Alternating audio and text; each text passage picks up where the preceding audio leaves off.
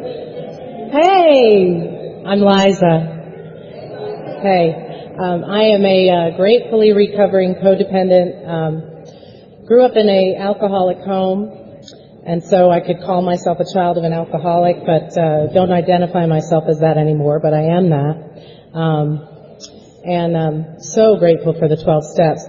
I want to tell you briefly about my history with this program. I grew up, as I said, in an alcoholic home, and my mother, when I was between 13 and 14 years old, was lucky enough to end up in an ACOA room herself, which is Adult Children of Alcoholics for anyone here who's a newcomer.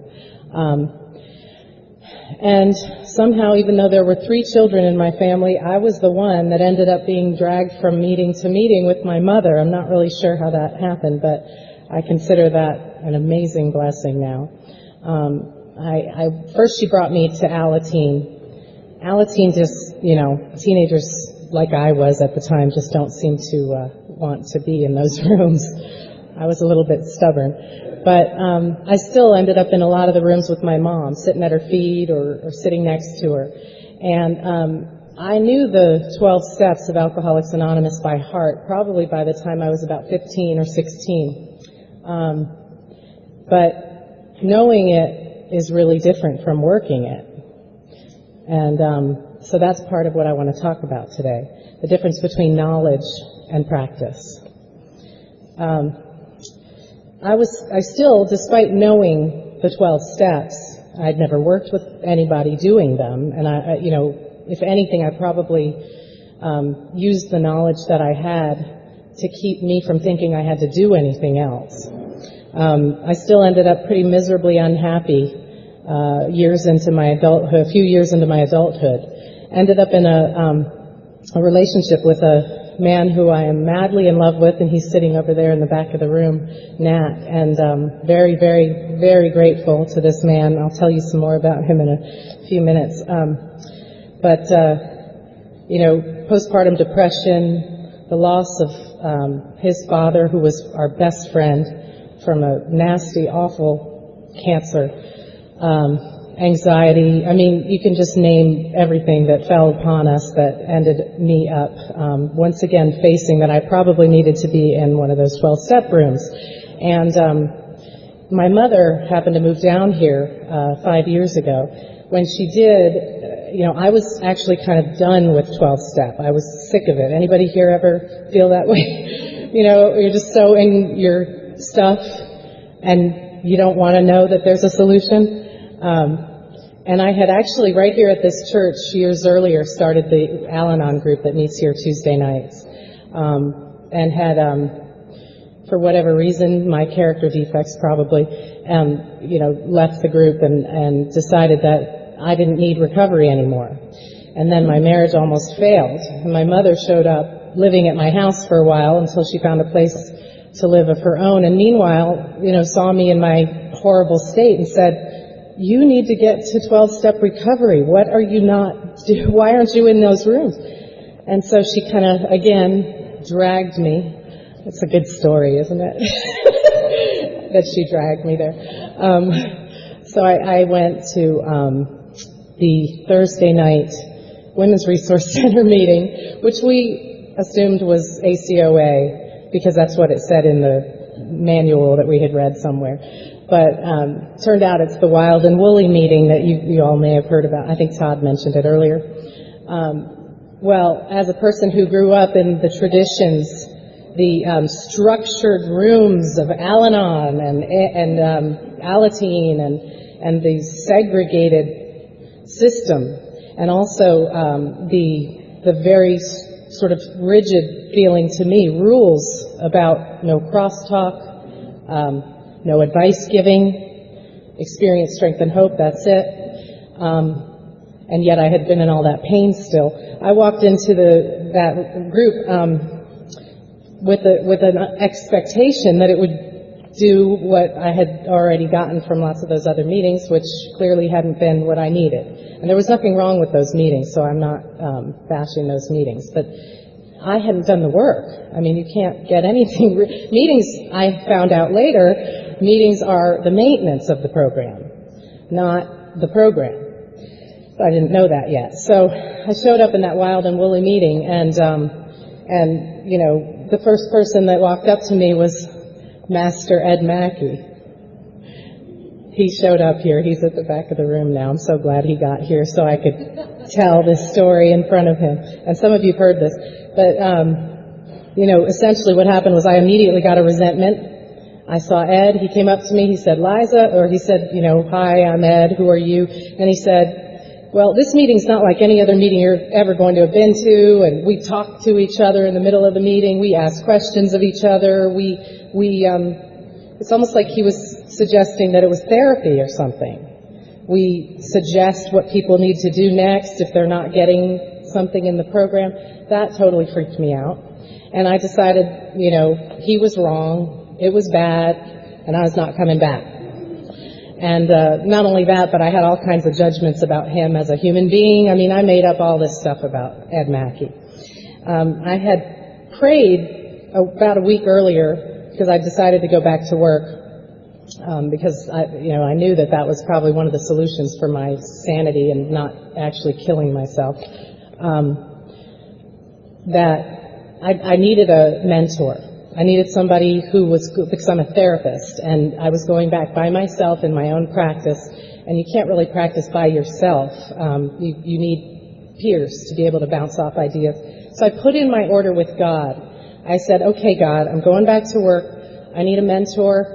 And I really could use a therapist, come to think of it. My marriage is going to hell, and my kids are driving me crazy, and I don't know how the hell I'm supposed to tell anybody what they're supposed to do for their marriages if mine's going to crap. And now it has to be a 12-step recovery person. It has to be somebody who can, you know, call me on my shit, because I can dish it out sometimes. And you know, if somebody's nice to me, I'll just fool them. And then I said I also need them to be a marriage and family therapist, because that's my training, and it had to be exact. So I put in this order with God, met Ed Mackey, decided I was not ever going back there. And then about 3 weeks later, my life went, and I was lying in bed and just boo-hooing and crying and asking God for help, and it was one of those bottom moments. And I heard a very, very clear voice inside my own head, but it was not mine. And it said, you silly little girl, you asked for him, and I sent him to you, and then you turned him away. And I was so mad at him, at God, because I didn't like that guy. I thought he was a jerk and arrogant and all these other ideas that I had. These were my ideas. I didn't know him. I had, 45 minutes with him. And so I was really mad at God for telling me that. But I decided I couldn't do anything else. I needed help, and he was the only one I could figure out that would even understand my language of all that 12-step stuff. And he's a marriage and family therapist, for God's sake. He's exactly what I asked for. So I called him up, sat down in his living room a couple of days later, made an amends immediately to you, didn't I? I think I told you right away that I had been mean to you in my head. So that's how my marriage was saved. That is how I finally got 12-step recovery, because Ed and the group Thursday night, and then the Wednesday night, and since then there have been a few other groups that have sprung up similar to these groups, really coached me in how to actually work these steps. They were, even though I knew them by heart, they're a mystery if you don't actually have someone talking to you about applying them in the day-to-day workings of your life. At least that's my experience. So I started to do that, and I actually started to have regular meetings with Ed, with Steph, who was my first sponsor. She's not here today, but she met with me sometimes at midnight. I mean, because it was the only time I was available. I was serving everyone else all day long, and midnight came and I needed something, and my sponsor was there for me. So it's been a miracle. I almost got divorced in that process. We went through absolute hell and came through it. I didn't want to leave my children the same legacy that I had lived, which was being a child from a divorced home. And I couldn't imagine how I could possibly be a legitimate marriage and family therapist if I couldn't save my own marriage, which I didn't. I didn't save it at all. God did, and with the help of some friends in recovery. So that's my story, and I just wanted to give you guys a context for who I am and why I believe so strongly in this work, because my family would not be together, and my beautiful children who were in here a few minutes ago, they would not have the mom and dad that they have if it weren't for this work. And really, truly, the relationship issue, that, you know, a lot of people that are in this room here are here because they have experience with addictions, or they're children of addicts or alcoholics. But relationships become a mystery to everyone when they get sober. And even, you know, to those of us who are the relationship addict, who have to have one lined up before we break up with the other one, you know, those people. That was me before, honey. I'm not looking anymore.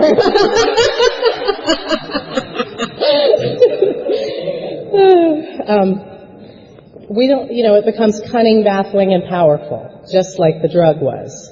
Relationships do. And so we're going to talk a little bit about that. We're going to talk about some lots of myths. So myth is another word for old idea. Okay, and in the big book, it tells us some of us tried to hold on to our old ideas, but the result was nil until we let go absolutely. So we're talking about, in this seminar, this thing that I'm doing here, I'm talking about letting go of our old ideas about relationships, and about sex, and about the job of my spouse, and what they're supposed to be doing, or what I'm supposed to be getting. So what I'd like to do is have y'all call out to me kind of some of those myths, the cultural myths, the myths maybe that you took out of your family of origin, and because in the interest of time, you call it out, I'll repeat it, and then I'm going to write it down. I'll start out with one.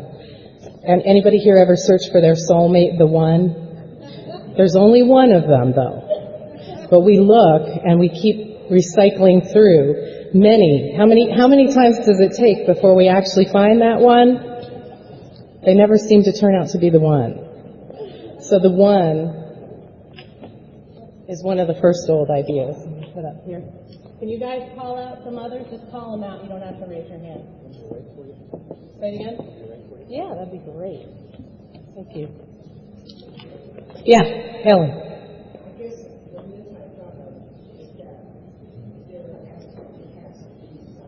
There has to be someone for you, like a romantic partner, that without that, what? You're incomplete? All is lost, yeah. So all is lost without a partner. Yep, definitely an old idea. My partner's job is to meet all of my emotional, sexual, and spiritual needs so that I can be fulfilled and complete. Yes, I'm only half a person. I need, what is it, Jerry Maguire? You complete me. I need to find that guy. Yeah. There's a hole in me that has to get filled by somebody else. How about that one? Any codependents in here that know that song? I used to sing that one a lot. I have to find my missing piece, right? Like there's actually somewhere, if we dissected me, that we would find the piece that was empty that should have been filled. It's an idea, you guys. There's no reality to it at all. There's nowhere that's missing in us. You can only be happy with a spouse. Excellent. Yeah. Thank you. My husband should already know how to please me. I shouldn't have to tell him. If I did, that would cheapen it. That would make it completely... he would only be doing it because I told him. He wouldn't actually be doing it because he wanted to. This is a crazy paradox that we put ourselves into in relationships. You're dooming yourself. I'm dooming myself when I do that to myself, because what I do is set my husband up, amazing man that he is. I don't know how you stayed with me. I used to do stuff like that. I probably still do every so often. I'm sorry, honey. You know, we can't expect someone to read our minds.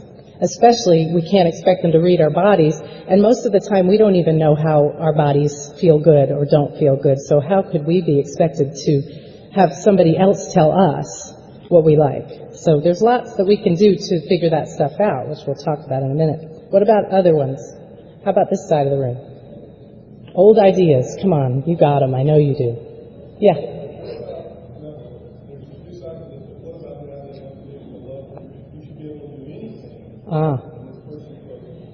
Yeah. My partner should tolerate anything I do if they love me. Like, that's what unconditional love is I should be able to do anything and you should just accept me. Is that what you meant, Russ? Okay, great. Yep. If he doesn't love me, I must be bad. If he doesn't love me, I must be bad. That's perfect. So the other person and how they think or feel about us means something about us. It determines something about us. If he doesn't have sex with me, there's something wrong with me. If he had an affair, there's something wrong with me. I must be bad. I must be ugly. I must have done something wrong to make him blah, blah, blah. Yeah.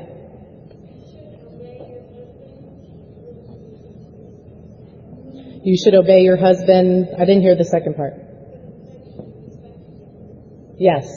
Yeah, that obeying idea, the old idea that we should, it goes back to kind of putting up with whatever our spouse does because in the name of unconditional love, which is not really unconditional love, and I'll distinguish that in a few minutes. How about this one?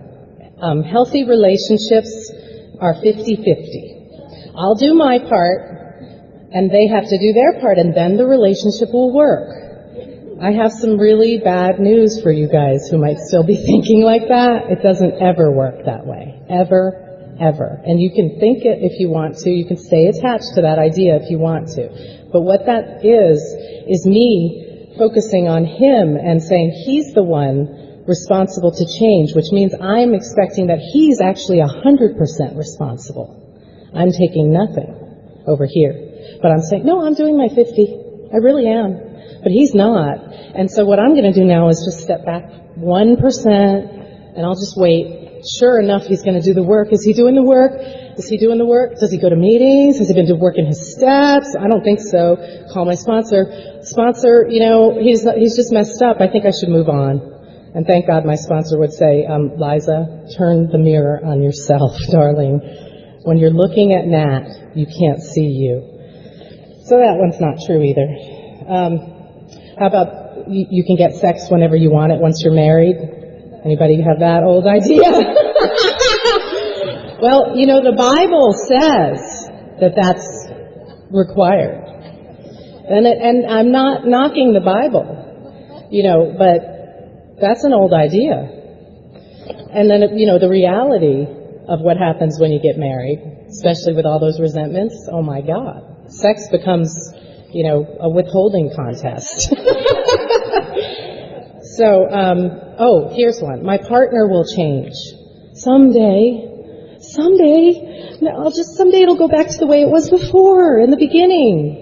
In the beginning when I was fantasizing about who he was and he was fantasizing about who I was, and we were both lying to each other, pretending to be the thing we thought the other person wanted, just long enough to trick him into it, and then we showed him who we really were. Someday it'll get back there. It's crazy. We're nuts. Aren't we crazy? There's a lot more to it. A lot more to our relationships than this. All right. What I want to do is remind those who are familiar with the victim triangle, which is from Melody Beattie's work. Codependent No More was the book, one of the first books she wrote about this topic. But the victim triangle is this really neat theory, this really cool idea, which if you attach too much to it, you'll probably end up just being sick with it, but it's a cool thing. Check this out. There's 3 places on this triangle. There's the victim, persecutor, and rescuer. And you may identify with one of those 3 roles, but we are all those 3 roles most of the time when we're in our craziness, when we're in our disease. You may think you only rescue, but what happens is the rescuer quickly turns to a persecutor when their victim won't just change the way that they're supposed to change. Or the persecutor, maybe most of the time is the screamer or the yeller, but eventually, he's actually trying to fix the other person and rescue them from something. They just won't do what they're supposed to do.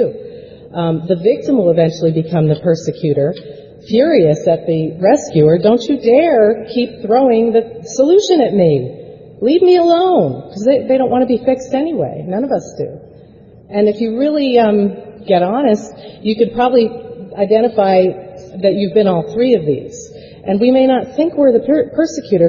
I'm the classic rescuer, codependent, who is convinced that my methods are for them. But in my head, I'm going, that jerk, even if I'm not saying it out loud, I'm already judging that they are bad and wrong and should be different. Otherwise, I wouldn't be trying to fix or change them. So earlier, Rick talked about payoffs. And I wanted to visit that subject again because I think that human behavior is, I boil it down to kind of simple psychology that, humans are like little lab rats.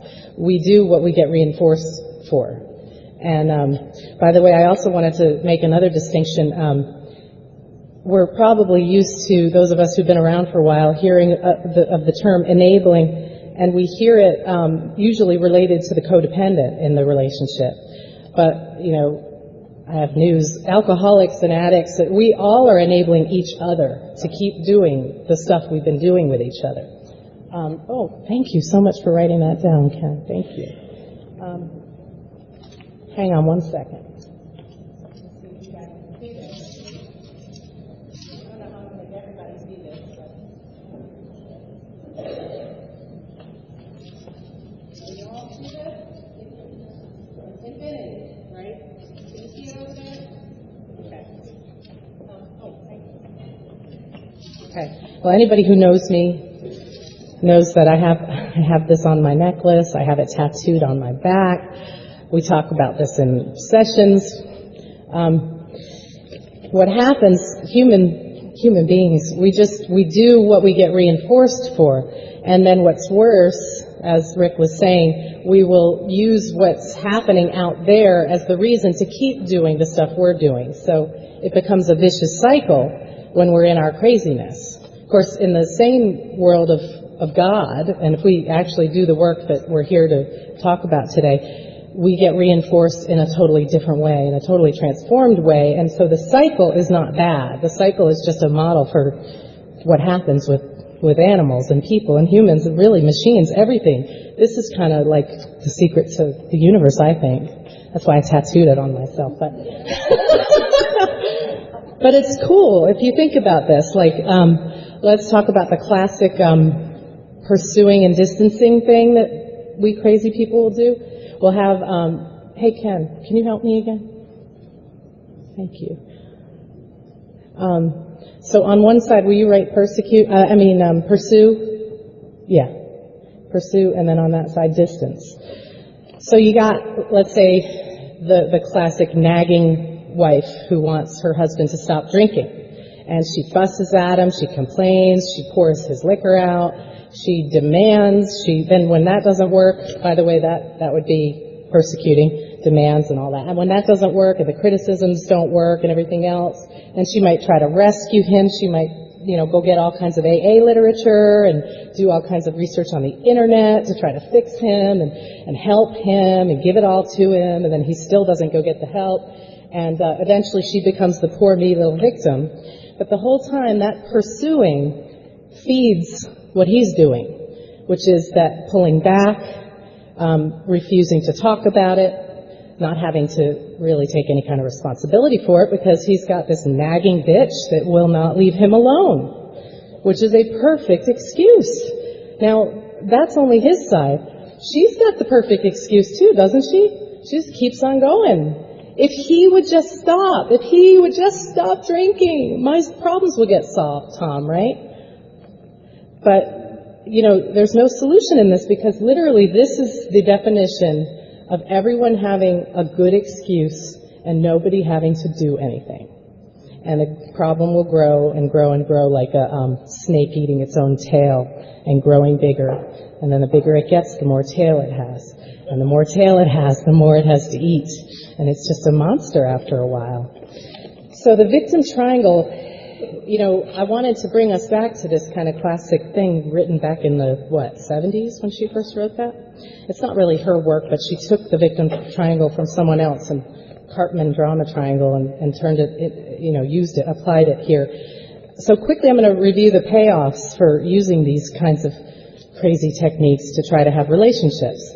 You can't imagine when I say it, it just sounds totally insane. Why would we do this, right? It's obvious that it would be horrible and that everybody would end up miserable. And so we know the cost. We know what it costs us. But the payoffs are hidden. And the reason that's why we don't know that we can give them up. And I say that it's irresponsible to try to give up our crazy behavior unless we get honest, and this is what the 12-step recovery program does for us. It gives us an opportunity to get honest about what we've been taking, the little payoff under the table that nobody really knew they were taking. I'm going to list them off quickly. Well, actually, kids, does anybody have any ideas about what some of the payoffs would be? Security, the illusion of security. Yeah. Thinking you're safer because you can predict this. You know this world. You don't really know what would happen if you didn't do it. Yeah. Delusion of control. Oh, the illusion of control. It's a delusion, too. Yeah, exactly. We get to think we're in control because actually it's really crazy. We actually use the fact that our partner blames us to be able to predict that we can continue to do what we're doing. And that's part of our being controlling of all of it, but we don't know that's what we're doing. Yeah, you get to be right. That is huge. And not be wrong. Yep. Yeah, not being responsible and absolving yourself of it and handing it all over to them. We get to have our old ideas justified? Yeah, exactly. We get to stay in that trench with all our old ideas, justified and miserable. Yep, we get an illusion of validation also. That it's never enough. That's the problem, is even if we go and seek agreement from our moms or our best friends or our sisters or our brothers, we end up still unhappy. And so we still, the validation, it's like, I like the metaphor of being out in the desert and you're dying of thirst and you see that shiny illusion of the water in the middle of the desert and you go towards it. It's an utter illusion to think that, something the other person's got to do for me is going to fulfill me, or it's ruining me, it's destroying me. It's a total illusion. And they've found people dead out in the desert with sand in their stomachs because they get so delusional about what they think is the thing that will sustain them. They drink sand by the time they get there and they kill themselves. And that's kind of like what we do. We just keep attached to that old idea of just maybe this time he'll be different. Maybe this time he'll do what I want him to do. Any others? You get to find a new cause. Some other project to fix. The next person to go fix. Yeah. Which distracts us from me. Yeah. Yeah. Yeah. Comfort. Yeah. Familiarity. It's the devil you know versus the devil you don't know, and you think that it's more comfortable here than it would be out there in the scary world. Now, the good news is that none of us are to blame for any of this, because if that was what I was saying, then I would just be doing that on us right now, right? I'd be persecuting all of us and making ourselves wrong for it. Yeah.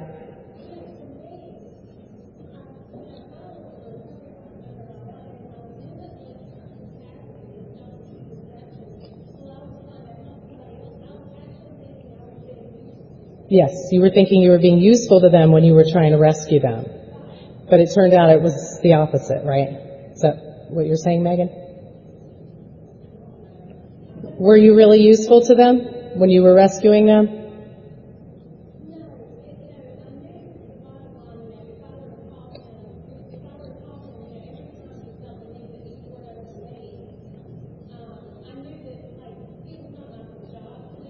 Yeah. Yeah. Did you buy it? Did you believe that if you do that, if you believed it? Yeah. So that's an example. In case y'all didn't hear over here, she was using an example of husband, I guess, or friend, somebody that was telling you that somebody who you would rescue, and they would kind of tell you that this is good for me, you should keep doing this. Well, they're getting a payoff too, right? I mean, we're all taking payoff, and all of us are miserable in that kind of world. So I don't want to spend too much more time on the problem, otherwise, we'll get stuck in the problem. So we do have a program that works to do something else. And I brought handouts for anybody. This is just the 12 steps in case there are people who are newcomers or if you want a refresher. I actually have adapted it from the original Alcoholics Anonymous, and a little bit of language has changed. So instead of powerless over alcohol, it's powerless over our problem. That way we can kind of apply this to really anything in our lives. And it also changes the language for higher power. But if you want to pass, there's not enough for everybody, but if there are people who you can look on if you want to look at them. We're not going to go over them one by one, but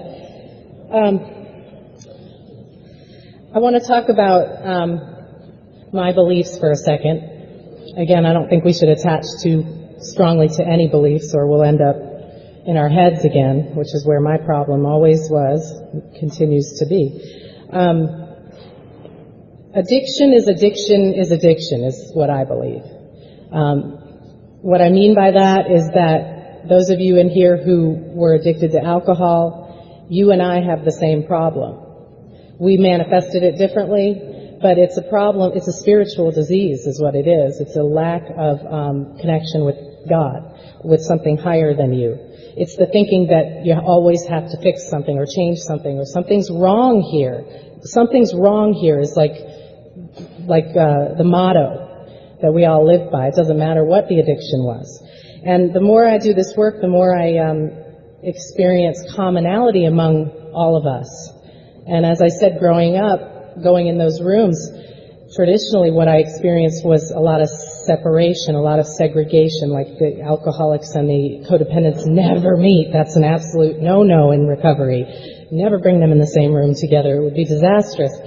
But thanks to my mentor and most gifted friend, Ed, and other people in this program, I've actually realized that through the work of the big book, and that really is the source, so why not go back to it, that this works for everyone. It really works for everyone. But it only works not only if I work it, but I have to work it with someone who's not crazy. Because I used to go to meetings and, I was looking for help from other people who hadn't done the work either, just so I could get some agreement about that big, bad, wrong person over there who was victimizing me. And that never, ever worked.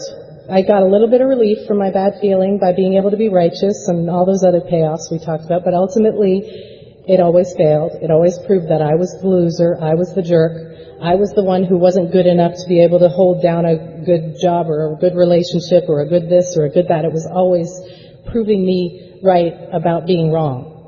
And that was another one of the payoffs, by the way, that all of the people in that triangle get to do. We all get to prove ourselves right about being wrong, ultimately. Because why would we ever be with somebody like that and be treated that way if it wasn't ultimately about me, because I'm bad or something? 12-step recovery gives us a way out of this kind of insane thinking. Anybody in here do a 4th-step worksheet? Like actually use one of these things? Great. And those who haven't, this was the key for me. This sheet right here, working with somebody who was a hard ass, who would not let me off the hook from my thinking, and helped me to see that it was me. Yes. I have 2 copies here, which I'm happy to give away, and maybe we could get copies. What? Oh, there are more over there. There's a list over here you can put your name on and write specifically what you would like. It's called the 4th-step inventory sheet. Yeah, and but I want to recommend, and again, it's just my experience, strength, and hope. Please don't try to do this at home by yourself, because you will be in a world of hurt trying to do this yourself. As much as you may want to do a 12-step recovery program by yourself, it doesn't work. Self-help is a misnomer. This program is not a self-help program. This is a God-help program, and it's where two or more are gathered. We receive the assistance of the divine through someone else's assistance. And see, the hardest part is asking for that help, because we're all stubborn and we'd rather just do it our way. So that's a lifesaver. And that will save your marriages, people. If you're on the brink of divorce, this will save your marriage. And I'm saying this, meaning getting a sponsor, sitting in the meetings, not just, once a week in the meetings rooms, but going once a week to meet with your sponsor. And again, this is just my concept of what works. There may be other things that really work, and I honor that, but this is what I think works.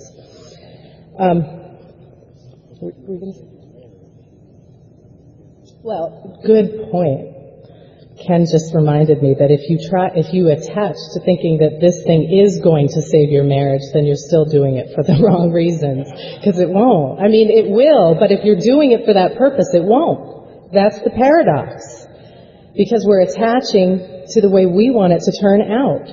And that is still, okay, I'm going to just quickly review for those folks who may not know this. The fourth column, which is that dreaded column nobody wants to do, is selfishness, dishonesty, fear, and inconsideration, and self-seeking. And that is actually, everybody dreads it, but in the end, this is the key that set me free. I mean, I had no idea that me trying to help someone, the guy or gal who would tell me that my help was exactly what they needed, but it really wasn't helping them at all, and it just kept us sick in that cycle, that it actually was totally self-centered, that I was only doing it to make myself feel better. I was only doing it to get those payoffs, to get the attention from my family, or to get the love that I thought I would get if I did it. It was completely selfish. And it's a different kind of selfish, because this is backwards thinking we all have to begin with, so everything I'm saying is going to seem the opposite of intuitive, but we think it's a good idea to help someone, but the help that we give people could kill them. I mean, I told a guy in a meeting a few weeks ago, he had like 2 weeks sobriety from crack, and had just gotten out of, rescued himself from living in a crack house, and very dangerous situation, and I turned to him, and this is the benefit of having everyone in the same room together. I turned to him and I said, don't let me help you, and don't let anyone in this room help you, other than being your sponsor, and pick your sponsor carefully. But I said, if you let any of us help you, we will kill you. We will smother you. We'll find you a place to live. We'll make it comfortable enough for you so that you don't have to work. We'll pay for your rent so that you can spend your extra money on crack. I mean, I said, we'll kill you. You cannot let us help you. And, I know that sounds really harsh, but how many of us in this room did that for people who, or how many of us were the ones getting that from someone? We have to let people fall. If we can't help them up, we have to help them down. So, I have no idea. Okay, 15 minutes. I just get in the moment and I have no idea where I am.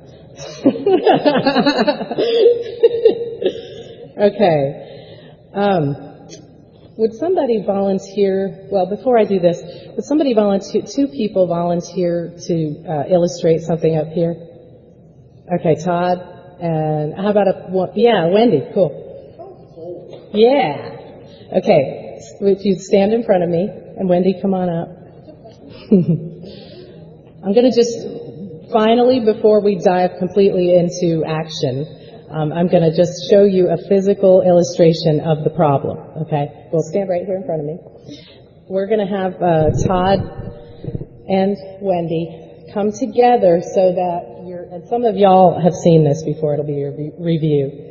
Go a little farther apart, Lean your hands towards each other like this.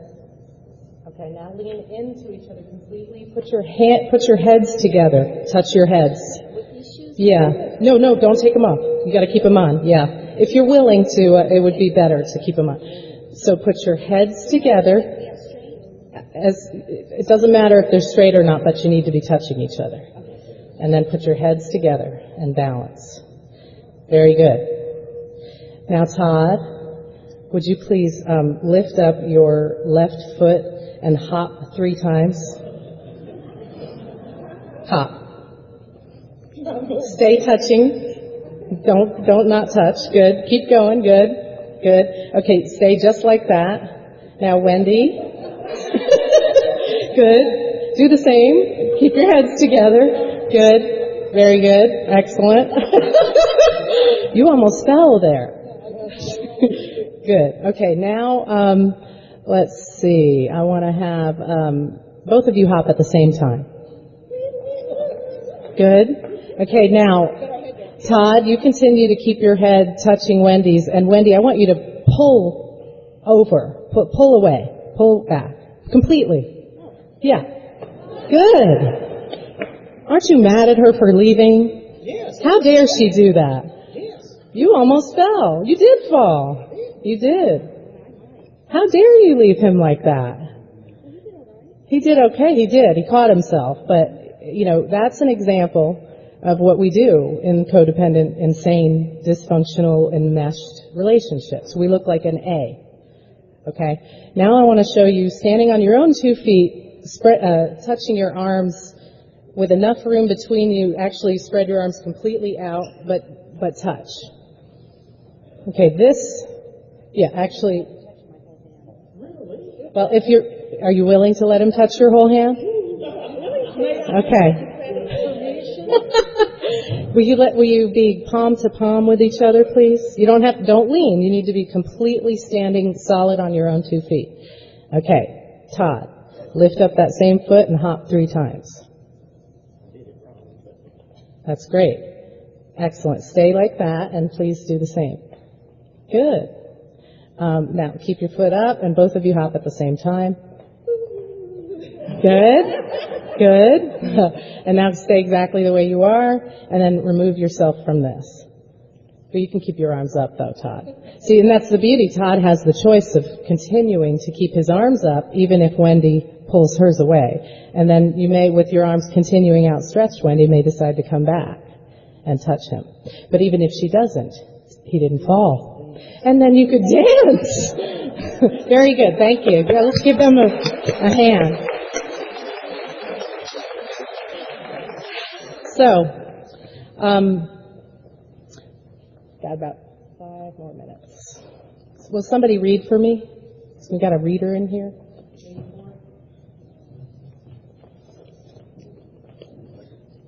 Starting with that feeling.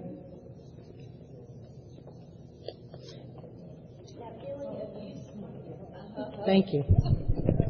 Just read how far. So there, down to there, and then start there again to there. That feeling of uselessness and self-pity will disappear. We will lose interest in selfish things and gain interest in our fellows. Self-seeking will slip away. Our whole attitude and outlook upon life will change. Fear of people and of economic insecurity will leave us. We will intuitively know how to handle situations which used to baffle us. We will suddenly realize that God is doing for us what we could not do for ourselves. And we have ceased fighting anything or anyone, even alcohol. For by this time, sanity will have returned. Isn't that a comfort? Oh my God. And how many people here who really get that? Like they've had that happen in their lives as a result of this work? Raise your hand high. Yeah. So this really works. I don't know what happened there. Now, that line, we've ceased fighting everything or anything. Of course, in this book was alcohol. We've ceased fighting everything, including alcohol. But we're relating here to relationships, so we're talking about not fighting here. Has anybody argued ever in their relationship? A couple times, maybe. Do you know that arguing is the single most selfish, dishonest, fearful, and inconsiderate thing that you could ever do with your partner? I was taught this by my mentor, Ed Mackey, when I walked into his house and his wife was screaming at him. And I thought that he was like being abused verbally by her. And after a while of him just standing really calmly, like the way Todd looked in this illustration, 2 feet planted firmly on the ground. I mean, his arms were at his sides, but in fact, he reached out to her at one point, took her hands and said, "Is there anything else?" And she said, "Yes, there is. There's one more thing." Anybody know Allison? But she went on for a while, and it seemed abusive. It seemed, like he should set a boundary or something.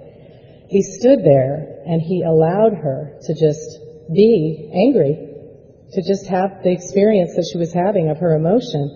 And after it was all over, I asked him if he was okay, and I thought maybe we should reschedule our appointment, and maybe I should get a different therapist, because he's messed up. He wouldn't let his wife treat him this way. He sat down with me, and he said, why would we do that?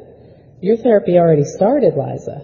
And I was like, what are you talking about? And he said, I owe my wife an amends, and after you leave, I'll be making it. I was totally baffled. I had no idea what he was talking about. I said, she just mistreated you. She's cursed at you. She called you names. I heard her. That wasn't nice. That wasn't selfless and honest and courageous and considerate. He said, Liza, why on earth would I get upset? I created the space for that to show up in my life. Earlier in the day, and he went on to explain something that he had done that his wife was mad at him about, and it was, that he didn't communicate something, and he had left something out, and he had made an assumption, and then had an expectation, and then was a smart ass or something, and then she gave it to him. She handed him the platter he had created. And so this blew my mind. Of course, my codependent mind said, oh, if my husband could just learn how to do that for me, then I could be in a healthy marriage. But I'm thankful to say that I also learned how to do it, and he has learned how to do it through this very same program. I had to let go of the idea that he needed to, however. So, in conclusion, there are a couple of things that I think we need to do when we're taking action. And bottom line, this is a program of action. This is not a program of ideas. If we preach this stuff, we're like frosting on a mud pie unless we're practicing it. If there are people in this room who have not gotten a sponsor, who has, and this is careful here, when you pick a sponsor, you have to ask them, have they worked the steps with a sponsor? Have they, what did they get out of their 4th step? And you want to listen for something like, I got how selfish and dishonest, fearful, and inconsiderate I am. I got how I created everything in my life to show up that I thought was everybody else's fault. I saw how all of my resentments were of my own making, and then if I could just get that I'm just as guilty as everybody else I think is guilty, I could drop it, and something else could be possible. So that's what you want to look for. But if you all have been in those rooms for more than a couple times and haven't gotten a sponsor, you're robbing yourself of this program. You're robbing yourself of recovery. You're robbing the other people of the opportunity to serve you, which is the way they get their recovery and keep it. It is a gift you give them for you to ask for them to be your sponsor. And this is another idea I have. Take what you like and leave the rest. But the people who are addicts or alcoholics, gambling addicts, food addicts, anything other than codependent as their first identifying issue, I really want to recommend that you work the steps again with a sponsor, maybe even a different sponsor, maybe even a sponsor that is familiar with working the program and this worksheet on relationship issues. Like, work it completely again on relationships, because it's a whole different game than the one that you did to get sober. And a friend of mine says yesterday's transformation is today's ego trip. So, however long ago it was you worked those steps doesn't count today, because we have that spiritual, the maintenance of the program. Knowing really doesn't make any difference. We can know this stuff. We can know it. We can even have practiced it in the past, but what we have to do, you guys all may be thinking, well, I know this. Yeah, I know that. Yeah, what she said, right on. But we have to keep practicing this, and that the only thing that will cause this, the change, the shift that we want, is to learn how to be in service to other human beings. Instead of looking at what I didn't get, what I didn't want, it's not fair, my childhood, my mother, my father, my husband who did this or that. There is never, ever, ever, ever, ever any freedom or happiness or joy in any one of those stories, ever. You can hold on to them as long as you need to, but they will never work. So you just got to ask yourself, do I want to be free and happy and joyous today, or maybe 20 years from now I'll get that way. But what will happen is you won't get that way till you give up this stuff. So in the giving it up, it happens. You can do it now, or you can do it 20 years, or you can never do it, but it is possible. So I want to thank you today for having me, and thank you for your input.